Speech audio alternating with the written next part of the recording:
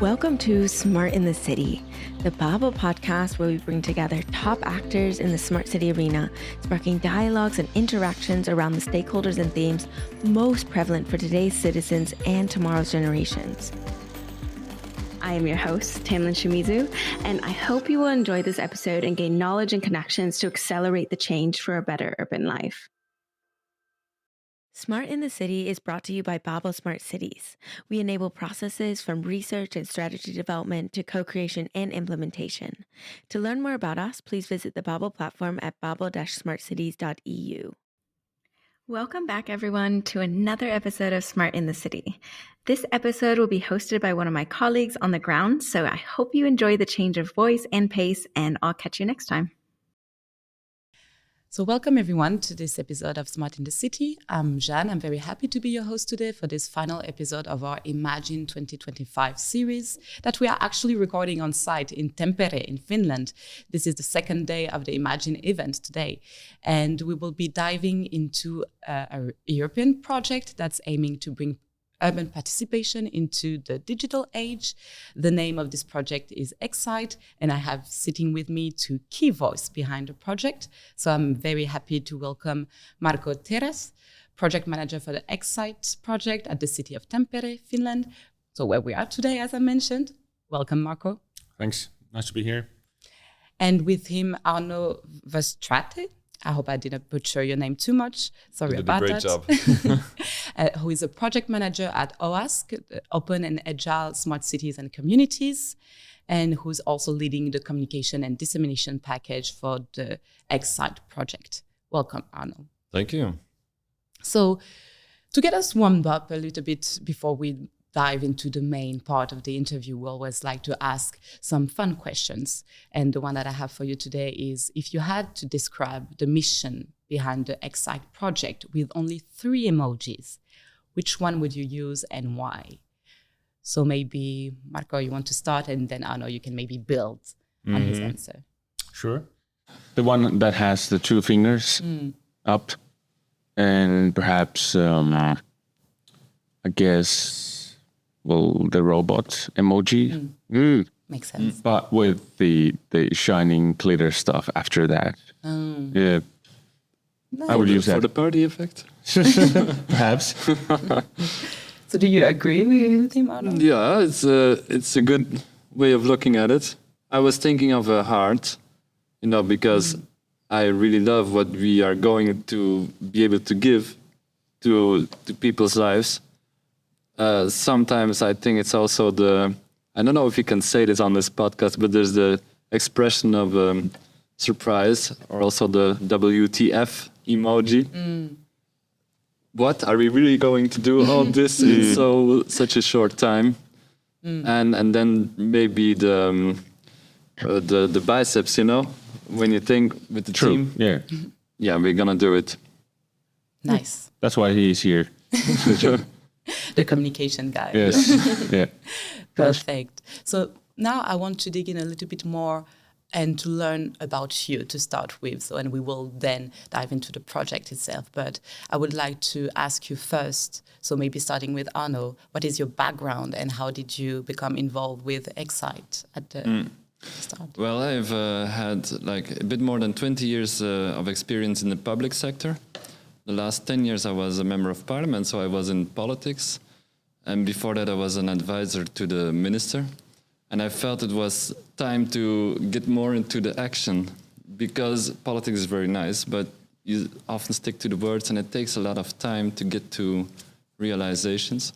And so x-CITE is really bringing change, I hope, in the nearby future to improve people's lives. And that's what really attracts me in this project. Very nice, very inspiring background. Thank you. And what about you, Marco?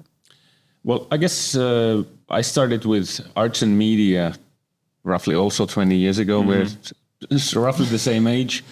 I was a developer first. I did some mobile apps and some of the first social media platforms for different customers in the end of the 2000. At some point, I became interested in research, and especially researching, studying digitalization. So for example, I did my PhD in Australia, where I studied like the success factors of implementing technology in higher education, but also using virtual reality and serious games in hazardous environments training, like people who work in the gas and chemical sector, using technologies or machines that if you use them wrong, you could die. And so I guess I have a sort of a broad background in human-computer interaction, social sciences. I ran a research group before this, 3.5 years at the university in Tampere in sociology. But when I met one of the persons who started this, and then they were like, you would be a perfect match for this project to manage it because of these different things that I've done in the past. And here I am. Here you are. Wow. Yeah. Very, very interesting background. Very, very nice. Thank you very much. So then let's start with the big picture now. Let's talk about the project. What is the vision and mission of the x-CITE project, Marco? Sure, and that's a really broad question, actually, but I try to answer it like in a succinct way. I guess the idea behind it is that with the emerging technology and the current technologies, how can we make cities be more for the citizens, and how can we get their input for the city development? And I guess we have, I would say, although we have like 3 areas where we're doing pilots in the project, it's Flanders area in Belgium and Rotterdam in Holland and Tampere. But I would say we have sort of 2 areas, which is urban development or city development, which is, I guess, more of the stuff that is done in Flanders and in Rotterdam. But in Tampere, it's more about cultural pilots. How can we make the city a place where art is everywhere, and immersive art, like using AR, for example, or the artwork around the city, that you get more information and get more immersed in the artwork. So I guess these 2 things, urban development and also culture, and well, we talk about tourism also, but yeah, to make it more accessible. Yes, and interesting also. Like that when you come to the city, how can you get more information and more interesting experiences on art? Yeah. Arnaud, did he miss anything about the project? No, he didn't. He's our project manager. That's not possible. Thanks, Arnaud. And so, what is your role exactly within the project? My role is I'm in charge of the communications package and the dissemination. So an important aspect of this whole challenge is, as Marco said, we will have the high ambition to improve the quality of people's life by making things more interactive, more democratic. They can more easily understand what the government is planning to change in their neighborhood, for example. And of course, then at a certain point, you have to involve them and you have to let them know that you have this intention. And so the communications package that I'm in charge of, one big challenge that we have is how are we going to reach out to the people, get them to understand what our ambition is and get them involved and help us co-create this, because it's new, it hasn't been done before, and we want to do this with them for the first time.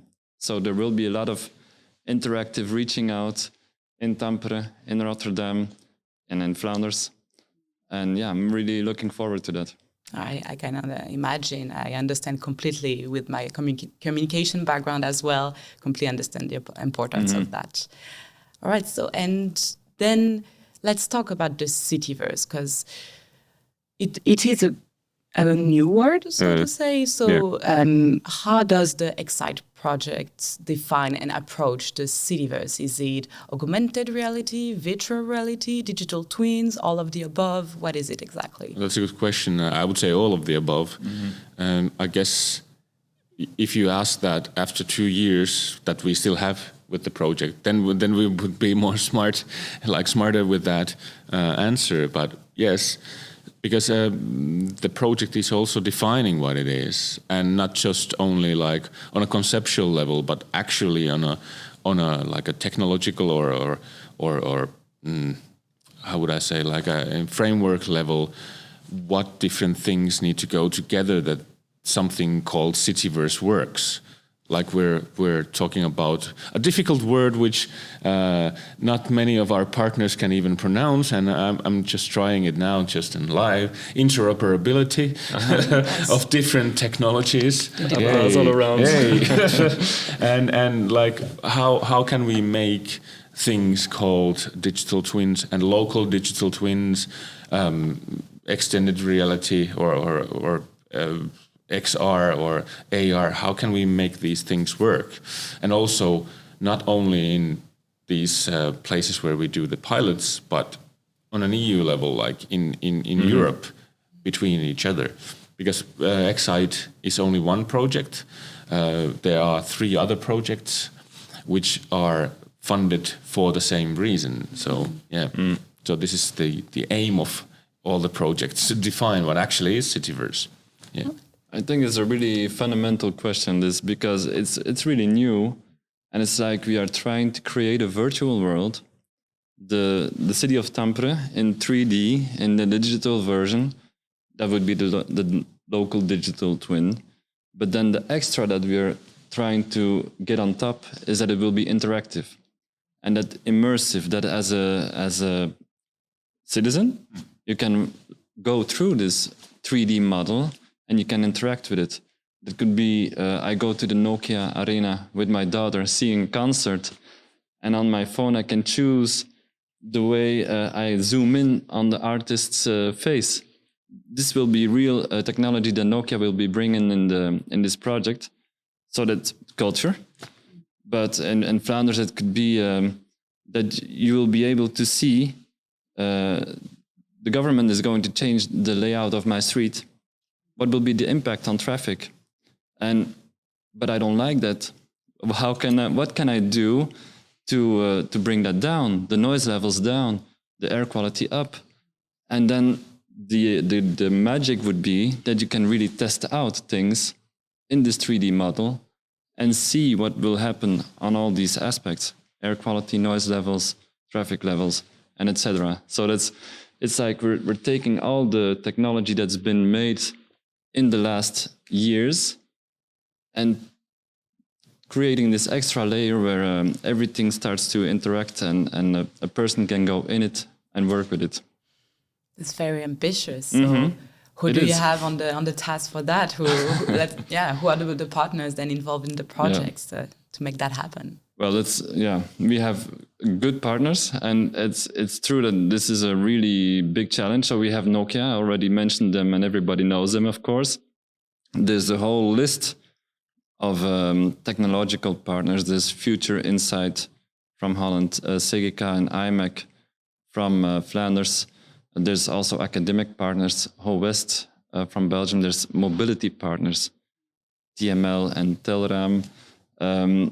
And I think then, of course, there's the places, Tampere City, Rotterdam, Flanders, and there's also OASC, where I'm working for, is a network organization that is looking at making through this interoperability and making sure that what we are creating with these great minds here can afterwards also be used by other cities and implemented for their work and their citizens. Right. So, and those places you mentioned, are those the places where the pilots will be implemented that you mentioned, Marco? Yes, but we can't say too much about some of the pilots yet, because I guess they're sort of defined still. It's a secret. It's a secret. But like I can say, like first on Smart in the City. Yeah. But we have. I can talk about the Tampere pilots because I know they will be in Tampere area, like public art on map, stuff that Tampere Art Museum is doing. Then also Tampere, like Vaprik Museum, they're extending their Finnish Civil War exhibition, 1918 things. that they've already done, and I guess they presented it here also on Imagine. They are on site. Rotterdam is sort of extending some of the stuff they've done with Open Urban Platform, and Flanders area. They have their couple of different. Would you call them They're cities, I guess. Yes. Yeah, at our level we call that cities. I know they're quite small, but there's 2 cities, and the main thing there is they will test urban development. So the government, public authority is saying we want to put a big building up here. Of course, there will be impacts on traffic, and that was the example that I gave before. People living around will be able to see what kind of traffic will this really be, and what will be the impact on my street, and how can I propose relevant solutions to make it better for me. And I think there's really exciting ideas. Sorry for the word. It's so obvious. Nice. I had to place it here. You had to do it. One that I also liked, but maybe we can get into it later on, is in Rotterdam, where they are looking also at inclusiveness, getting the service, because digital services are often not open for all the public. It's a well-known fact that the elderly people who didn't grow up with all these technologies, they have a difficulty. In Rotterdam, they will try out a system where instead of having to go to the city administration, you could go in this 3D version, the Citiverse, walk through the Citiverse to the city hall, go to the service that you need, but everything is online. And that would be more intuitive to an elderly person than going to a website, finding the right categories, clicking on the right links. And so this is something that they will try out to make this completely new technology really accessible for more people. You anticipated one of my questions, actually. I'm sorry. No, that's perfect, actually, coming naturally in the conversation. But it is often a risk in this kind of digital engagement projects when we have a huge digital gap in most cities here in Europe, to make sure that we are not excluding some citizens. So great to hear that the project is already taking that into account as well. It's a real part of our mission also. Yeah, and like we have ethics advisory board where we have 7 members who are basically people who are researching technology or digitalization from ethics perspective, or AI and privacy, stuff and privacy. Like that, Also, people who understand like procurement law in that area. So we have a group of people who are constantly saying to us, you should pay attention to these things. That's great. Would you say that that's one of the things that makes the x-CITE project different from other smart city or digital EU projects? Could be. I don't know. Actually, I don't know if the other ones have an ethics advisory board, but I think it exists. What makes this project different, I think, is the fact that it's so human-centered. In the past projects, they had to be more technology-centered because, they still had to work out all these technologies. And now I think we are coming at the level that we can start to build the last layer on the technology that makes it accessible to the big public. And this is I think the difference between a lot of the other projects who stick more to the level of working with institutions, public authorities, but not so much involving the public. And now we will get to do that. That's great. I'm very excited to follow the progress on that. She's also excited now. Then, and actually, what are the next steps? What should I look out for in terms of any upcoming events, milestones, or opportunities for maybe also for cities or citizens to get involved if anyone listening to this episode is interested? Yeah, sure.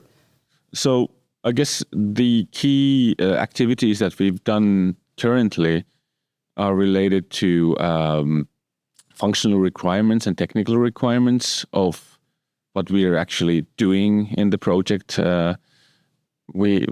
I've been really happy with some of the partners from the Flemish government. For example, doing a co-design workshop with all the partners and the pilots, which gives us not only what the pilot should be about, on many different levels, meaning like usability, user experience, but also that nice word interoperability. But also everything in that feeds into the higher level things on the EU level. What is Citiverse? How should it be defined? And what kinds of guidelines are there? But to your question, what happens next? Something more interesting perhaps than frameworks. I guess all the pilots are at the stage where they are looking at who are they working with technologies. And with the Tampere pilots, I know that their sort of vision is that everything is done by the end of 2026. So 2025, you already have to do the sort of the early demos, I guess, and prototyping. And we want to be quite open with those things. And that's why we post stuff on LinkedIn and on our website all the time. So people, have the access to what's currently happening with all the different projects or the pilots. Yeah. We're still trying to define, do we talk about pilots or use cases or whatever, but it doesn't matter in a sense. But all of them are on the stage of, I guess, prototyping and the functional requirements. Do you want to add anything? Or? Yeah, I certainly want to add that one thing to look out for in the coming time is actually in 2 weeks, the Tampere local media launch will happen. And so then that means the local communications will start with LinkedIn or other social media, the website with a Finnish page. And we will have these kind of local media launches in Rotterdam and Flanders as well. And so that's where I hope that we start this conversation with the public outside. And it's true what Marco said. During that time, we are going now in the phase of finishing up the exact definition of what it is that we are going to do in each of these pilot cities. And then the next step will be building these models, but there we should have already the inputs from the public. So I hope the people who are listening will be watching our website, our LinkedIn, and the local media to get involved. And I hope they can also come interact and help us, because I'm sure as you have this well-informed public, that they can also add something to our story.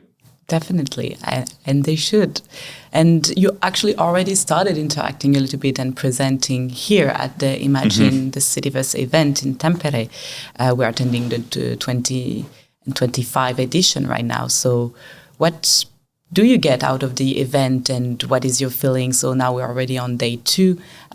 So Marco, what are your thoughts there?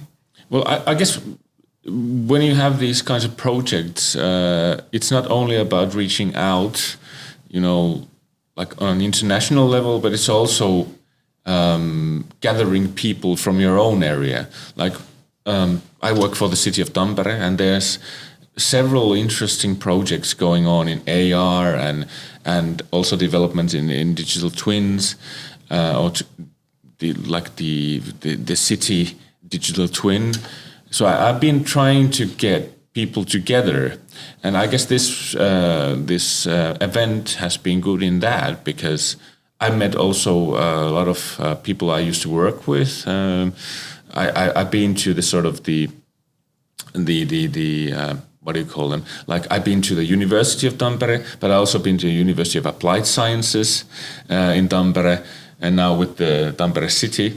So it's trying to gather also those people together, because one of the, I guess the key things with x-CITE is to also promote the idea of and I'm not sure if this is really interesting as a theme or a concept for the listeners, but quadruple helix model, which means people from the academia, the society, the business industry, and also like the societal level.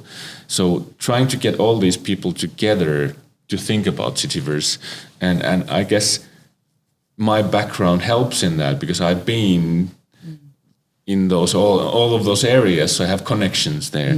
So I've met people in those different areas in Imagine, and saying that we're doing this thing now, and yeah, I guess that's for me at least the biggest thing. I don't know, what do you think? I liked it a lot until now. What I love the most is you get really inspired when you look around. I found already that our project x-CITE is quite ambitious, but then you see that other projects are really also taking it very far, next level. One thing I saw, for example, is a startup. They want to make units that transport goods and persons in a completely automated way, and they will try this out in Finland. I heard by 2031. And when I was walking around here and I see all these, there's a lot of Finnish companies, Dutch companies, and companies from other countries worldwide, and I'm thinking, wow, this is really gonna be very interesting times. It's like you get in touch with the nearby future. You get a glimpse of what it's going to be like, and I found it very nice foresights. A window into the future. Yeah, it's very nice. Exactly. Great. So now we're coming to the end of the main interview part, but I want to take just one moment to ask you if you have any extra points or topic that were not mentioned before and that you really think the audience should know or hear about. I don't know. This is not an obligation. You're the communication expert, so you should know this. Yeah, no, I should add something amazing, no? Well, I guess with these kinds of projects, it sometimes sounds too technical for some people. And I personally want to, my background is in user experience design and human-centered design. And like we have, for example, Harmen from company Grill, he's an architect.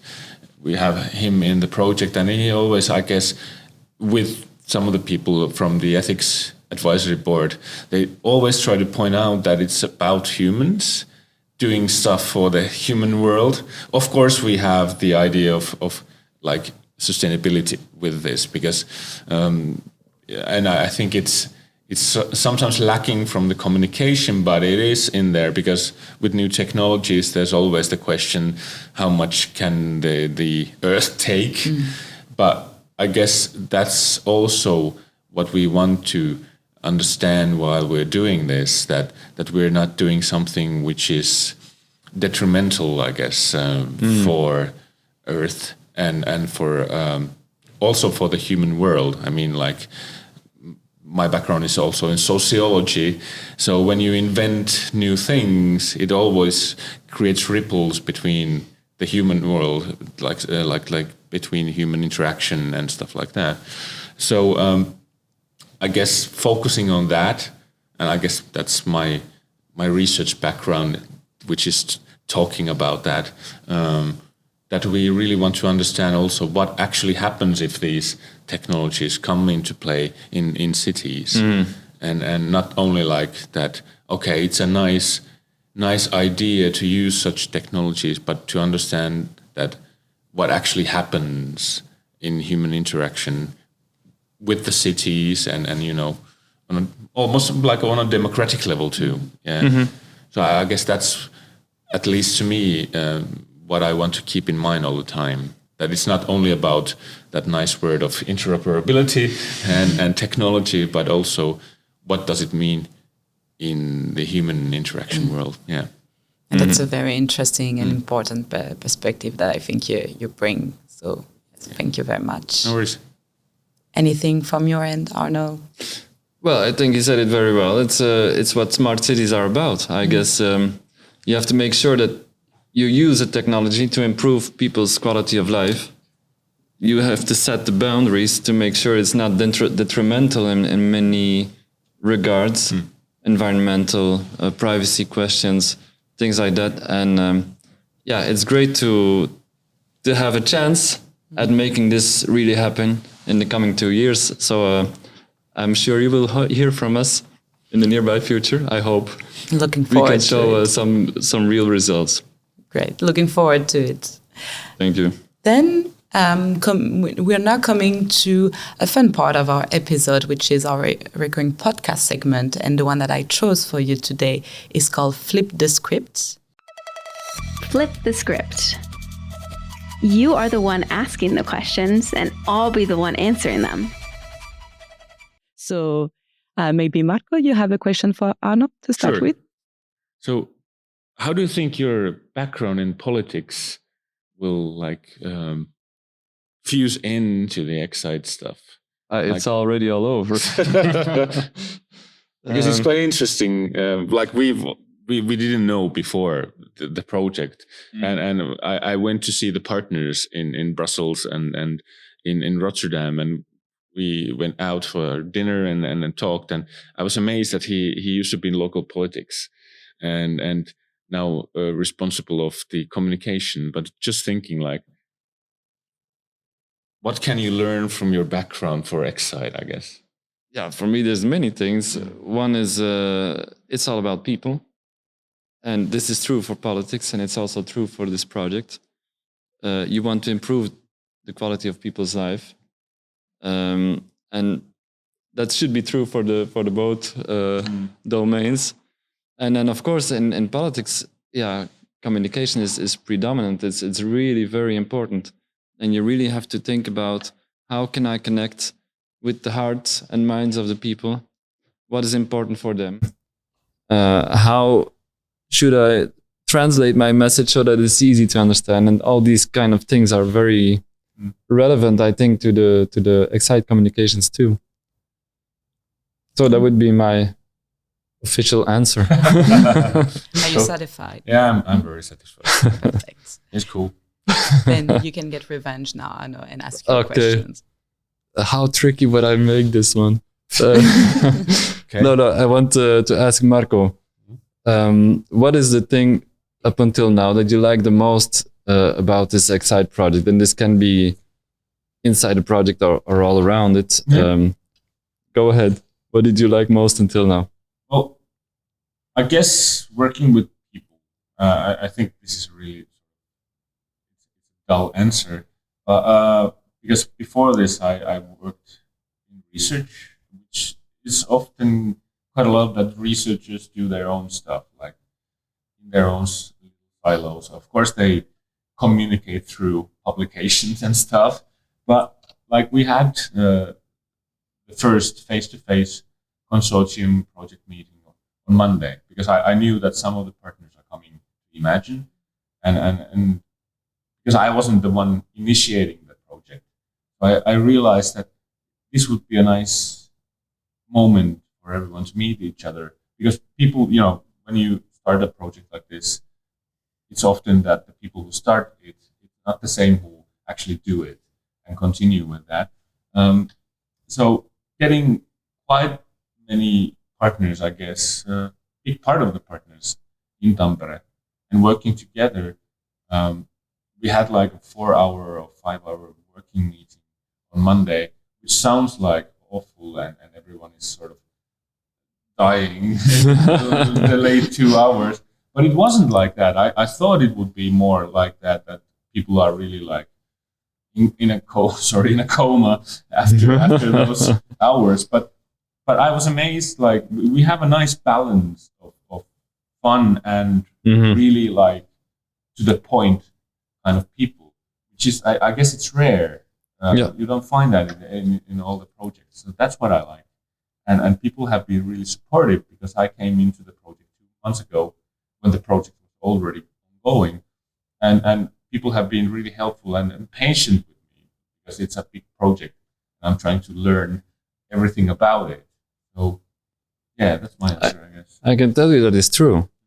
And it's also the merit of Marco that it's not the only project that I'm involved in, but it's true that there's a very good dynamic in the team. And it's not easy because most of the time in these European projects, you are international. So everybody is in a different country and you meet each other online most of the time.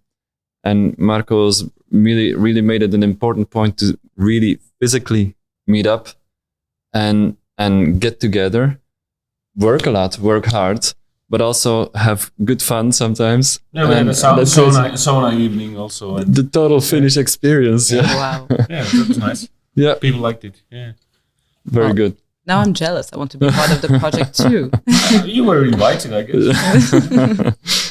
Perfect. Then we'll discuss afterwards. Okay. Yes. It's not too late. People can join in later. I heard it. Hear that, audience? Yeah. Good to know. Thank you very much. Now I would like to come to the very last question, and it's a recurring question that we ask every one of our guests here on Smart in the City. And you actually already anticipated that question too, Arnaud. And that question is to you, what is a smart city? You already touched on that a little bit, but do you want to expand? Well, I think the essence is this, that you use all your technology to make the quality of the people's life better. And it's, of course, easily said. It's not so easy to do it. For example, we will, in the Nokia arena, I gave that example, that people will be able to choose themselves what the 360-degree cameras will be looking at in that arena. Afterwards, they will even make this available to people outside. So you're not attending the concert, but you can go online and still get a feeling for that. So that's great now. But then afterwards you get the question, but do people in that concert all want to be filmed? Probably not. So there's a privacy issue. How are we going to arrange this?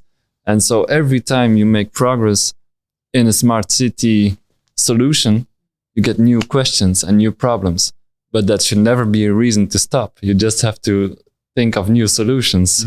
And the total end should be always better, of course. It's a never-ending story. Yeah. Lovely. I love these kind of stories. We could end in that song. Then, Marco, I want to ask you the same question to you. What is a smart city? I think it's about that when you see things that you want to improve in the city or experience in a different way, you have the opportunity to influence that. When you walk in the physical city, like you have your buildings and stuff, you can't just like stop and shout. That's also a song, I guess. That this should be improved, but like there is now, I guess, a connection to something where you could do that, and I think that's a smart city. It's not about just sensors about the traffic and which we've had for a while already, but it's about the people who live in the city affecting what's happening next, I would say. Yeah. Having the opportunity, an easy opportunity, because if you make it really difficult, like some apps are, people won't do that, and they get frustrated. So we need to also ensure that it's easy to do. Like I've talked about how can we get people back to the city, like with Tampere case, with cultural things and art. It should be as easy as and fun as playing Pokemon Go or stuff like that, or sending a Snapchat message. So how can we do this in that way? I think that's the question of the smart city, really. Really keeping the citizen in mind. Yes. Yeah. Mm-hmm. All the steps. Great. Thank you very much for your answers. With pleasure. And that's all I've got, actually. We're coming to the end of this lovely episode. Thank you very much for joining me today. Thank you too. And Thank you for having Thanks us. Yeah. My pleasure, absolutely.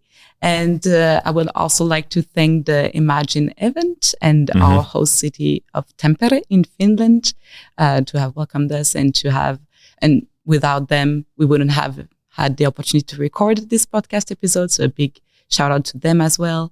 And to all of our listeners, don't forget you can always create a free account on babelsmartcities.eu to find more about smart city projects such as x-CITE, also solutions and implementations. And if you want to follow the x-CITE project even more closely, as mentioned, you can follow them also on LinkedIn and on their website. So Yes. thank you very much. Oh, thank you. Thank you. Thank you all for listening. I'll see you at the next stop on the journey to a better urban life.